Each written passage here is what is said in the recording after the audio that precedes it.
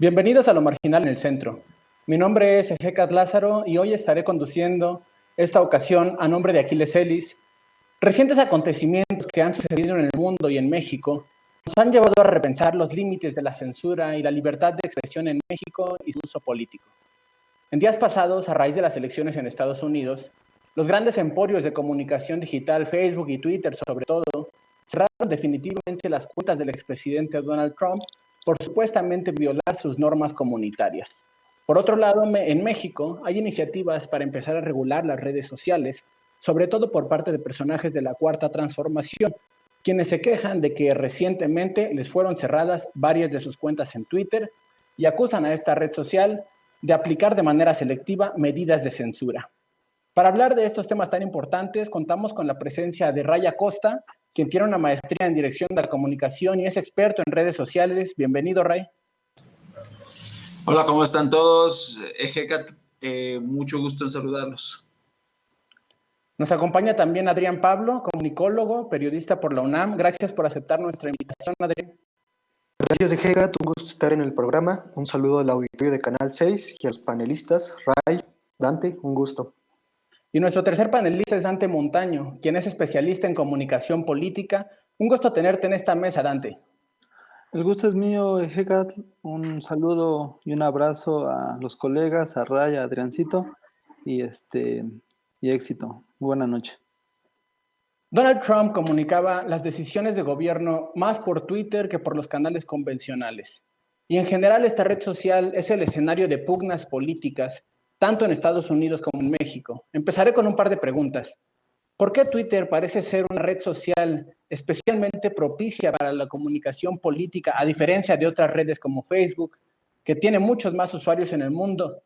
¿Qué opinan ustedes sobre el hecho de que a Donald Trump le hayan cancelado sus cuentas de Facebook y de Twitter, que además en el caso de Twitter pues fue un bloqueo definitivo, en el caso de Facebook me parece que le permitieron reabrirla, pero en el caso de Twitter esa cuenta simplemente ya no existe? Vamos contigo, Ray.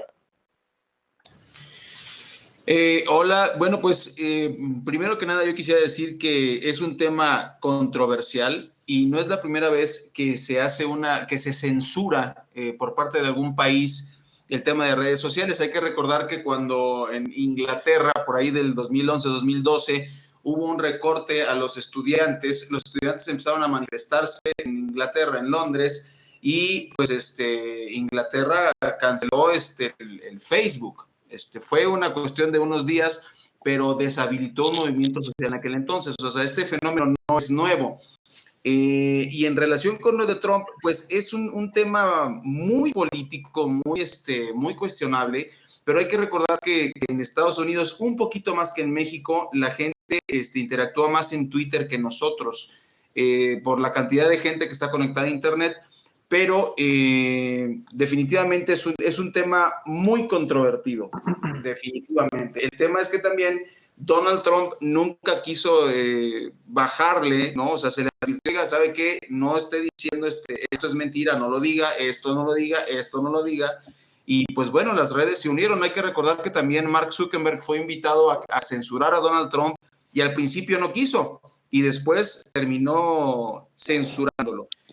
Entonces, sí tenemos que revisar el tema de la censura. Me parece pues peligroso, ¿no? Que cualquier persona pueda decidir si puede callar una voz o no.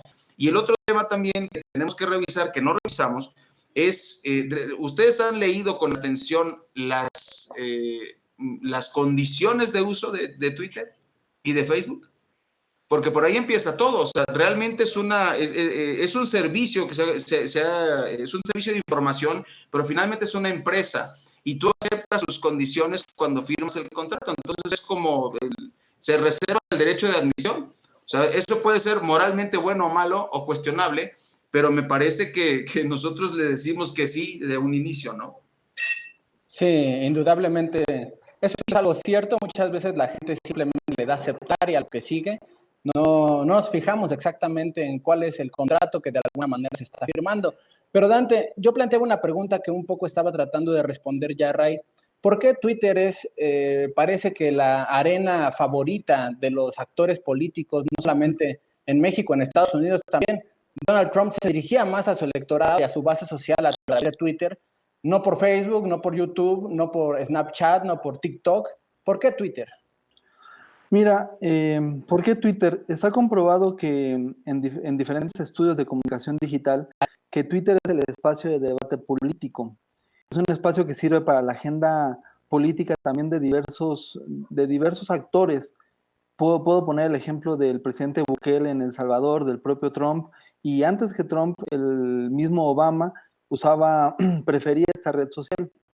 Se ha vuelto incluso, me parece, una tradición entre políticos, gobernantes, instituciones públicas y medios de comunicación, periodistas, que a través de esta red social es donde pues haya este intercambio de comunicación, haya anuncios de nuevas políticas y además donde se genere esta discusión.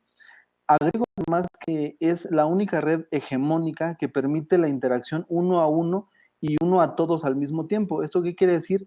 Que aparentemente esta red social tiene menos candados que otras plataformas. Ponía el ejemplo tú puedes enterarte de qué están tuiteando en este momento en Francia, qué están tuiteando en este momento en Japón, cosa que no se puede hacer o difícilmente con mayores complicaciones en otras redes sociales como Facebook e Instagram. Es un poco más complicado. Además de que la propia red social, sus algoritmos, su estructura está diseñada para eso, con una característica de diálogo y de discusión que permite que todo este debate político pueda desarrollarse de manera más o menos fluida en esa red social. Decías, hay efectivamente en Facebook tiene muchos más seguidores. Facebook tiene alrededor de 3.500 millones de usuarios, mientras que Twitter solo tiene 300 millones de usuarios, es decir, representa solamente el 12% de usuarios Twitter de lo que tiene Facebook. Sin embargo, se ha vuelto tradición entre periodistas, medios de comunicación, políticos e instituciones que a través de esta red social se debatan ideas y se den anuncios de esta índole. Sí, quizá tiene que ver también con el hecho de que hay algunos estudios que señalan que la clase media, sobre todo, se conduce más por esta red social que es Twitter, mientras que Facebook, pues digamos que sí tiene presencia en amplios sectores populares que no necesariamente participan del debate político de manera tan activa, ¿no? Me parece que este es un punto importante y podemos también a partir de ahí brincar a otra pregunta que es importante para el caso nacional. Ahora en México también el uso de las redes sociales y la política está en boga. En 2018 el presidente Andrés Manuel hablaba de las benditas redes sociales que recibió amplio apoyo desde este espacio, pero hoy ha acusado a Twitter de conservador, adversario, panista. Incluso denunció que esta empresa operaba granjas de bots en contra suya y a favor del PAN. Definitivamente este cambio de discurso con respecto a una red social como lo es Twitter es algo que debe explicarse de alguna manera. ¿Cómo lo explicas tú, Adrián? Sí, yo creo que para entender o para comprender más ampliamente el asunto, hay que entender por qué surgieron las redes o qué cambio o qué revolución trajo consigo las redes. A diferencia de sus antecesores más directos, en este caso la televisión, la radio, la prensa escrita, las redes traen consigo una revolución en cuanto a que la comunicación clásica, los medios masivos de comunicación clásica, tienen una comunicación unilateral. ¿Esto qué quiere decir? Que los grandes medios, ya sea Televisa, TV Azteca, Radio Fórmula, El Universal, pueden emitir un mensaje, pero tú como espectador no lo puedes responder, no lo puedes responder con una misma intensidad o por un mismo medio. Entonces, ¿cómo se venden las redes sociales? Se venden como un faro de la democracia en el cual pues prácticamente todos pueden, pues todos pueden opinar y la opinión de todos vale igual, o bueno, eso se supone. Entonces, con esa idea de las redes sociales, pues venimos a, por ejemplo, con el caso de Trump, que, pues bueno, sabemos que toda empresa o gigante tecnológico como Twitter, pues se guía por intereses económicos. Twitter y Facebook, ya lo comentaba, me parece que Ray, Facebook apoyó en cierto, en cierto momento, hace apenas unos meses, a Donald Trump, y ahora lo repudian, lo cancelan, lo censuran. Entonces, vemos en una coyuntura política que, bueno, se ha explicado a más profundidad en en otras secciones de este programa, vemos cómo pues el capital que finalmente pues está detrás de estas empresas, pues ya no ciertas figuras políticas ya no le van siendo útiles para la representación, por decir así, de sus intereses. Y en este caso, yo creo que Facebook y Twitter están haciendo lo mismo en Estados Unidos y ahorita lo vamos a ver también en México. Puede que esté pasando el mismo fenómeno. Bien, entonces desde esta perspectiva, podemos decir que lo que ocurrió en Estados Unidos con Donald Trump, con una serie de grandes corporaciones digitales que lo apoyaron en su momento y después le dieron la espalda, es lo mismo que está ocurriendo, claro, con sus respectivos casos en México, cuando vemos que en 2018 Donald Trump fue muy apoyado por estas corporaciones y ahora parece que hay un conflicto, o cómo nosotros podemos interpretar esto. Dante.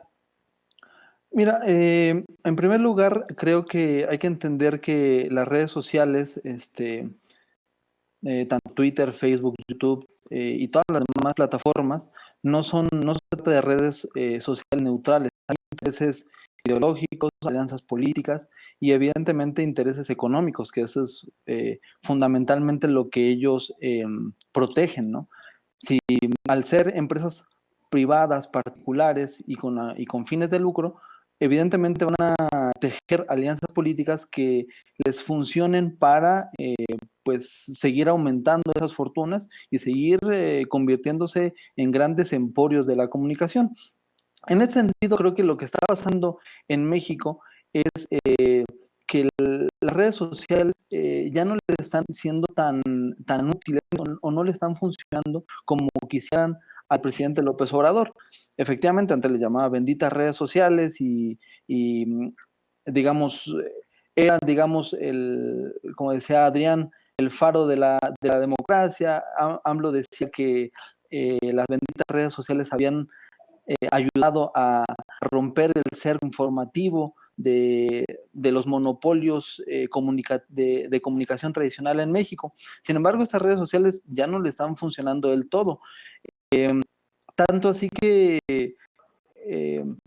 al final ellos también, el propio equipo de Andrés Manuel López Obrador, pues han tenido que hacer uso de eso que ahora critican. Ahora critican el uso de granjas de bots por parte del PAN, pero al final también ellos han sido partícipes de este tipo de estrategias.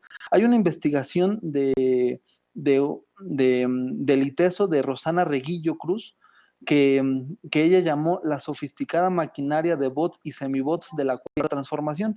En esta investigación ella revela que hay toda una red que ellos se hacen llamar la red AMLOP, y que es una especie de tecnoartillería que pueden levantar tendencias de manera inmediata con patrones de posteo que rebasan cualquier competencia humana.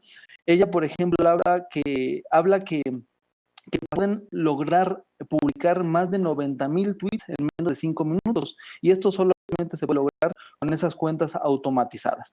Ahora, estas revelaciones que hace de las granjas de bots, estas revelaciones que hace el presidente de granjas de bots, pues son cosas que ya sabemos y que lo único que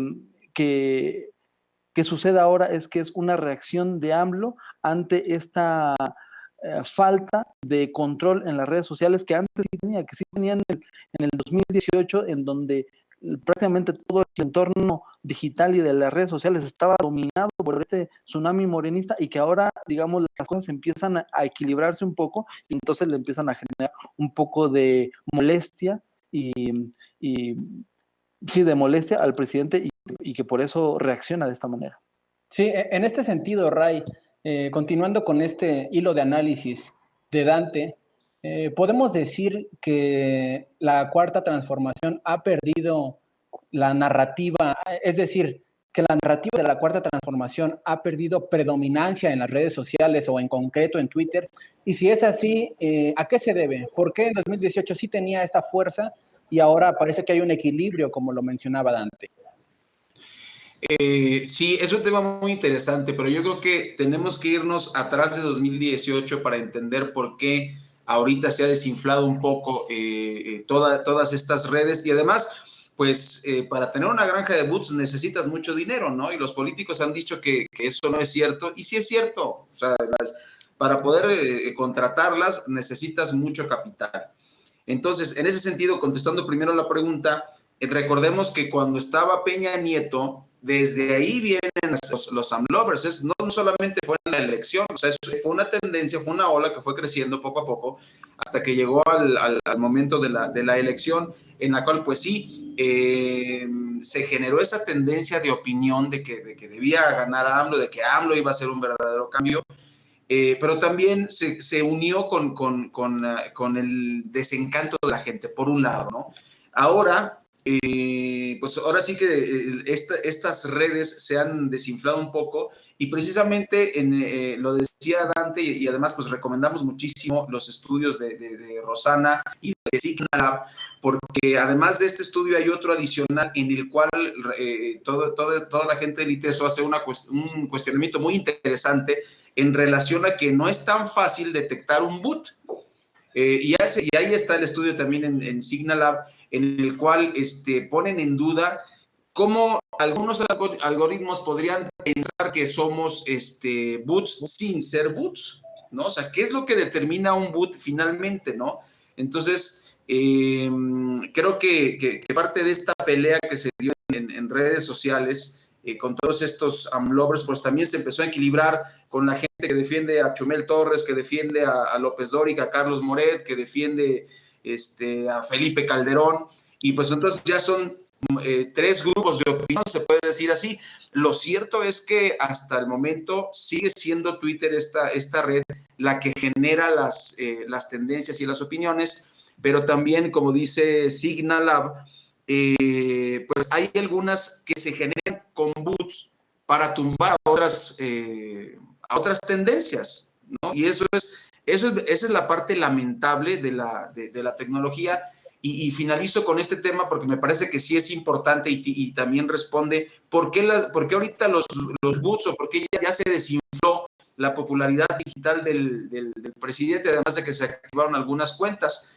Miren, Facebook compró Instagram en 2012 por $1,000 millones con 100 millones de usuarios y compró en 2014 WhatsApp por $20,000 millones con 600 millones de usuarios al mes en el caso de Facebook. Google compró YouTube por $1,600 millones, compró Android, compró Waze y compró Motorola Mobility. Y finalmente Microsoft compró Skype en 2011, compró Nokia en 2013 por 7,200 millones. O sea, las prácticas monopólicas de las grandes empresas están presentes aquí también. Entonces, no hay que olvidar que estas tecnológicas finalmente son monopolios financieros y van a responder a intereses que están más allá de lo que los simples mortales podemos hacer, pero que debemos estar conscientes de este tipo de uniones y sobre todo también hay un fenómeno en redes sociales que tú dices, es que ya se desinfló el fenómeno de López Obrador. También hay que recordar que los algoritmos de redes sociales nos muestran la realidad que nos gusta a nosotros. Si a mí me gusta Iron Maiden, por ejemplo, a mí me va a mostrar puras cosas de Iron Maiden y usuarios que les gusta Iron Maiden. Y entonces me va a mostrar la realidad que le gusta a Ray. Entonces, eso no significa necesariamente que se haya desinflado, no sé, otro grupo musical, sino simplemente los algoritmos predicen tus conductas y te muestran lo que a ti te gusta. Sí, claro.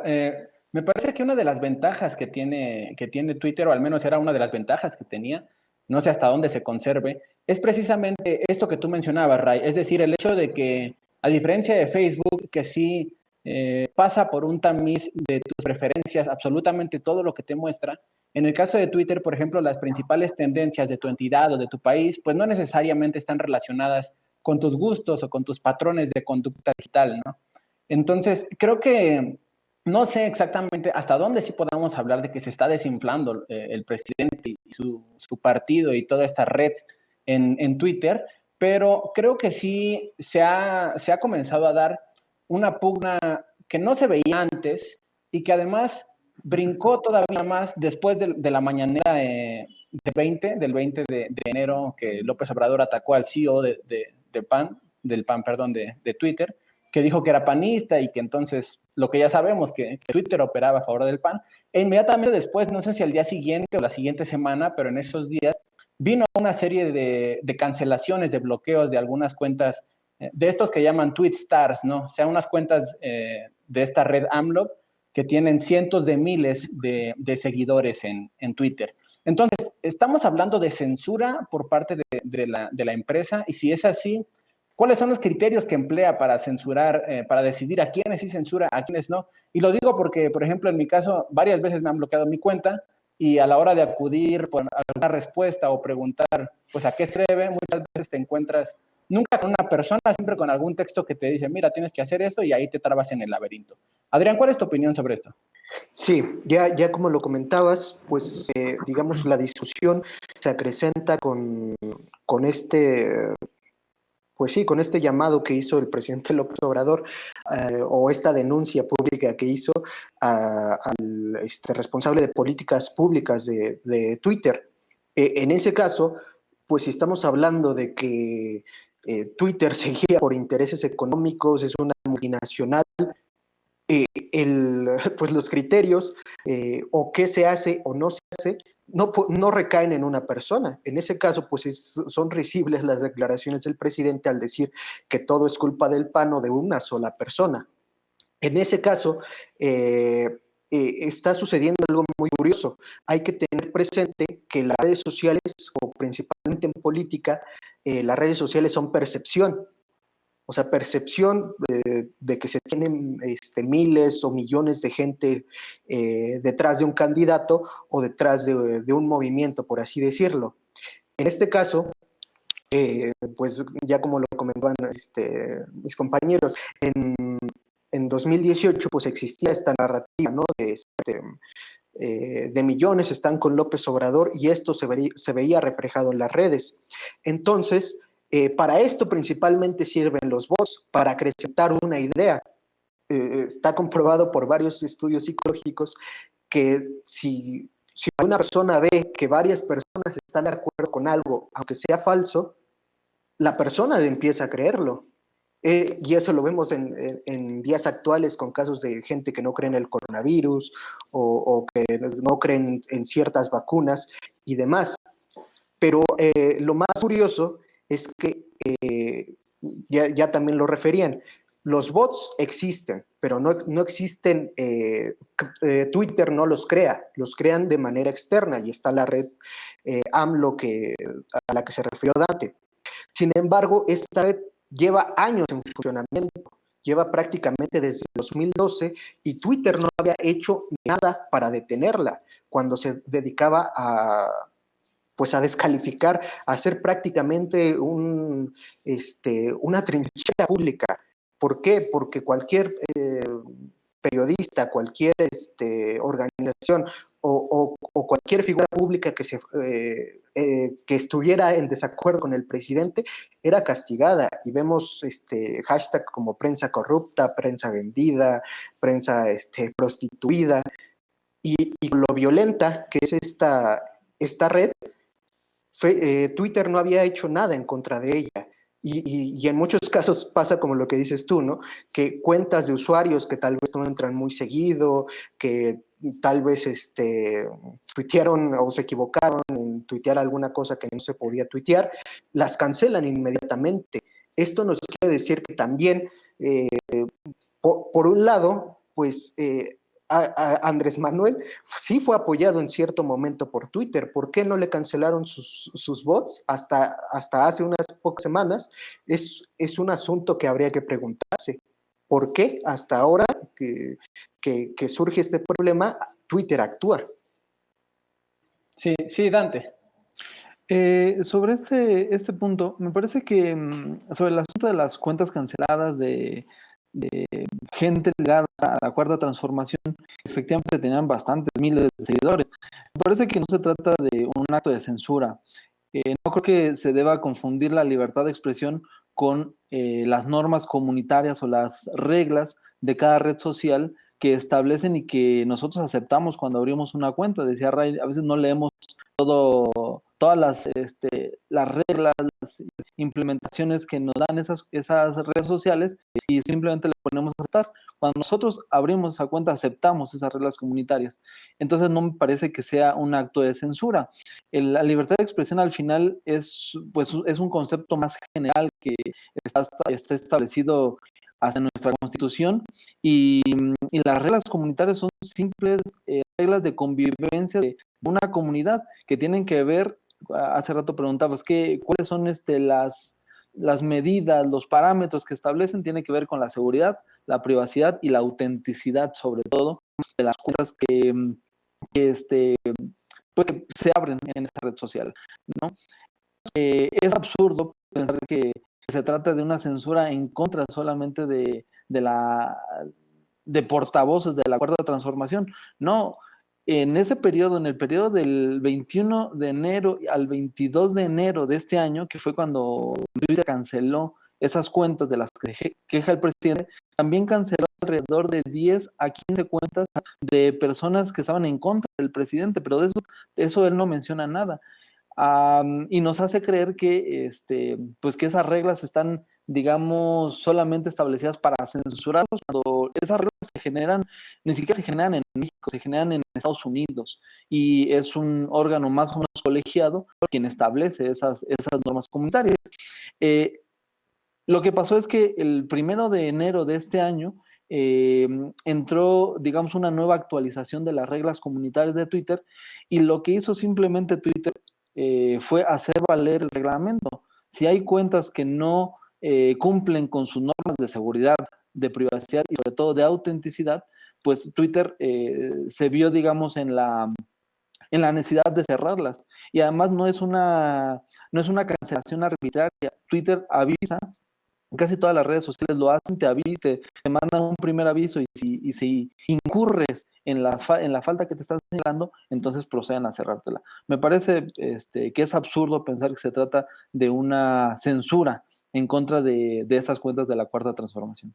Sí, y curiosamente, por lo que mencionas tú ahorita, Dante, algunas de las cosas que yo vi en Twitter a raíz de la cancelación de estas cuentas fue acusaciones, no sé qué tanto haya de cierto en ellas, pero que una de estas Tweetstar, por ejemplo, en realidad era una cuenta que manejaba Jesús Ramírez Cuevas, y que pues se quejaban precisamente los usuarios de Twitter de hasta dónde realmente se puede o no se puede pues censurar, o hasta dónde se puede hablar de censura, ¿no? Si en realidad se está haciendo uso de una cuenta alterna, falsa, a través de la cual se puede pues decir absolutamente lo que uno quiera sin hacerse responsable, ¿no? Este asunto de la autenticidad, como tú mencionabas.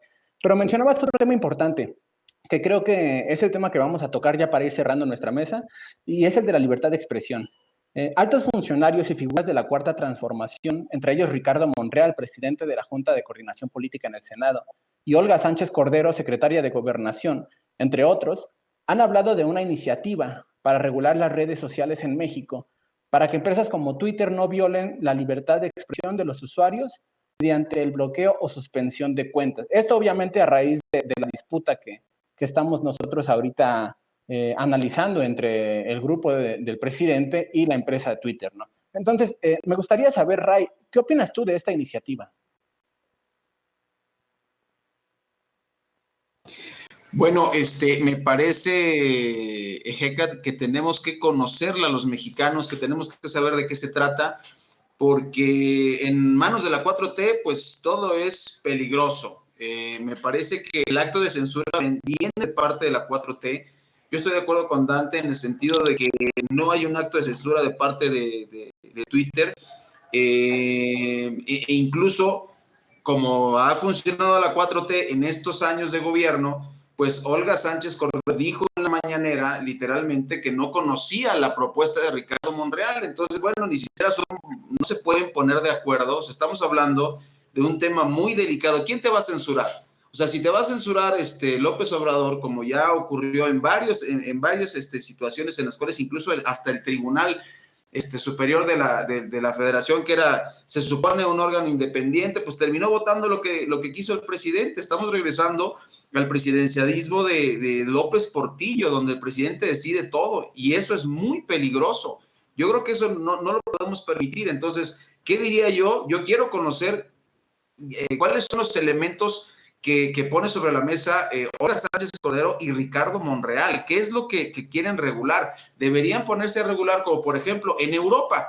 En Europa hay una regulación en la cual los gigantes tecnológicos, incluido Facebook y especialmente Facebook, no le puede quitar los datos a los usuarios. Es más, ni siquiera puede mandar los archivos de información a servidores en Estados Unidos.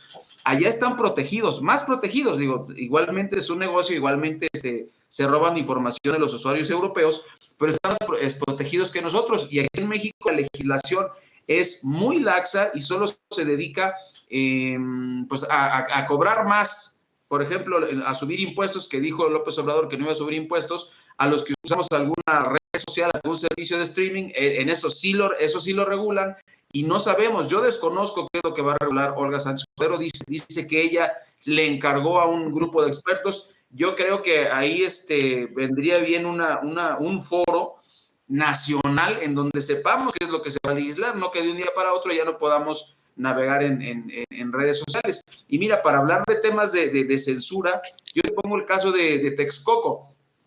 Texcoco tiene en su bando municipal una serie de disposiciones en las cuales te puede arrestar por 2 días si tú difundes un volante.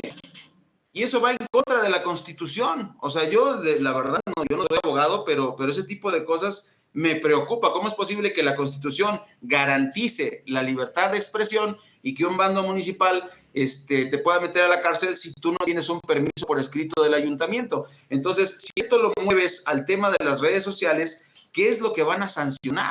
Yo sí estoy preocupado, ¿verdad? Porque ahí sí viene una censura. Por ejemplo, que ponemos el caso de Reforma, como al presidente no le gusta, entonces a eso sí lo va a permitir. Y termino con un tema que también es importante. Los que hemos estado en Twitter y que también nos cancelaron cuentas en algún momento, sabemos perfectamente que no puedes, por más buenos tweets que hagas, llegar a 100,000 usuarios. El otro tema de que decía Dante, que me parece que podría arreglarse, es muy sencillo, muy fácil, es, a ver, pues que hagan esas cuentas con miles de usuarios, a ver cuáles pagaron usuarios y cuáles no pagaron usuarios. Sí, yo creo que tocas un punto importante, Ray, y es este asunto de libertad de expresión, cuándo sí, cuándo no, en dónde, para quiénes está haciendo el presidente, bueno, en este caso Sánchez Cordero y Monreal, selectivos a la hora de aplicar un derecho humano como es el derecho a la libertad de expresión, o es solamente es una especie de máscara para en realidad hacer un uso político de esta regulación. Es verdad, no tenemos todavía una iniciativa bien formulada, no se conoce porque no se ha redactado, o si ya se redactó no se ha filtrado, pero al público no se conoce todavía. Entonces, ya para ir cerrando, me gustaría que en 2 minutos concentraran su opinión. Vamos primero contigo, Adrián, por favor, 2 minutos. Sí, el problema, como decían, es quién va a regular ahora. Morena, la Cuarta Transformación, se está preocupando que regule la empresa privada. Ahora, ¿quién lo va a hacer? El gobierno. El gobierno es objetivo, el gobierno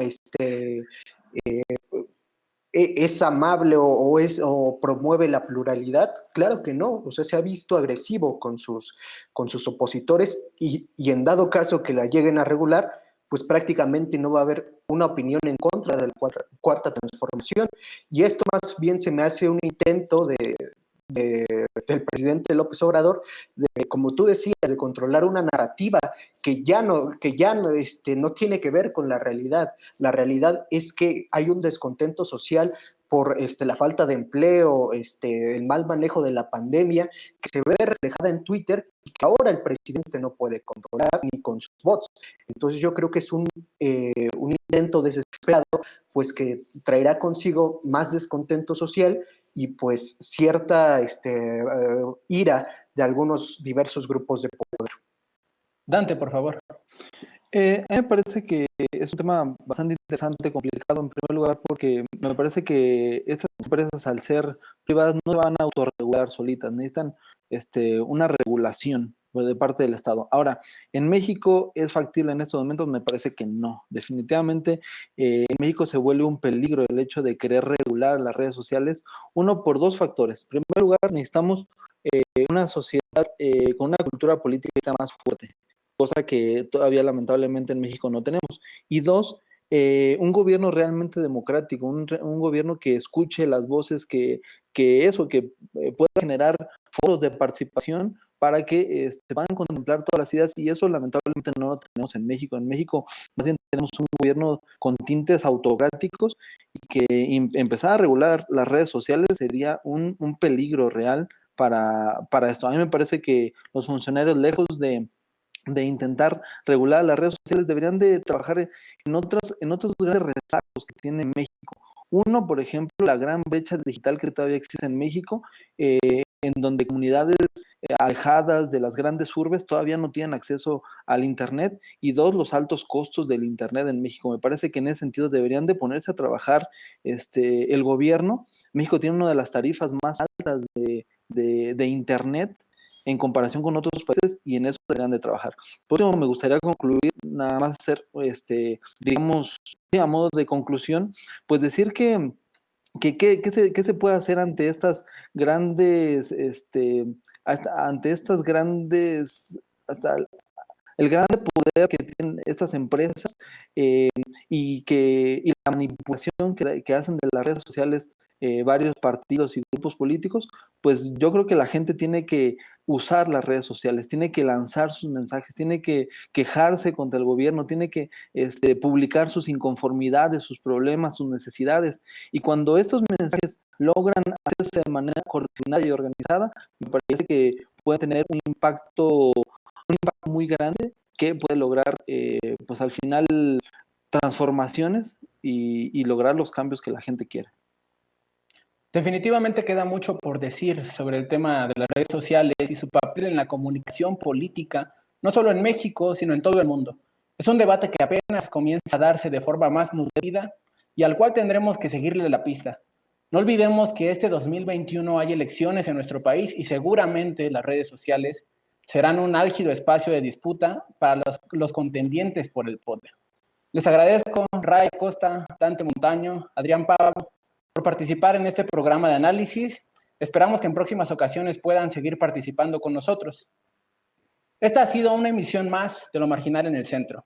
Muchas gracias a quienes nos acompañaron por las redes sociales de Canal 6 y del Centro Mexicano de Estudios Económicos y Sociales, y a quienes nos acompañaron en el 71 de ICI. Esto ha sido todo por hoy. Nos vemos en la próxima.